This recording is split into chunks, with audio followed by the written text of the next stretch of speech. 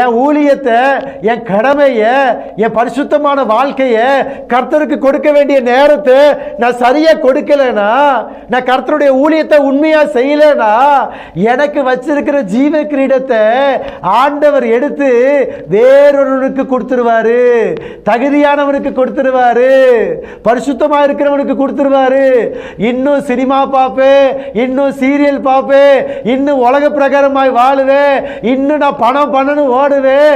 எனக்கு கடவுள் முக்கியம் கிடையாது, பைபிள் முக்கியம் கிடையாது, ஜெபம் முக்கியம் கிடையாது, கர்த்தருடைய உறவு முக்கியம் கிடையாது, எனக்கு உலகம் தான் முக்கியம், பாரம்பரியம் தான் முக்கியம், ஜாதி தான் முக்கியம் நீ நினைச்சிட்டு இருந்தனா, ஆண்டவர் உனக்குள்ள இருக்கிற கிரீடத்தை எடுத்து அதுக்கு உரியவனுக்கு, பரிசுத்தமாய் வாழ்ற மனுஷனுக்கு கொடுத்துருவாரு. ஆண்டவருடைய ஊழியத்தை உண்மையா செய்யறவனுக்கு கொடுத்துருவாரு.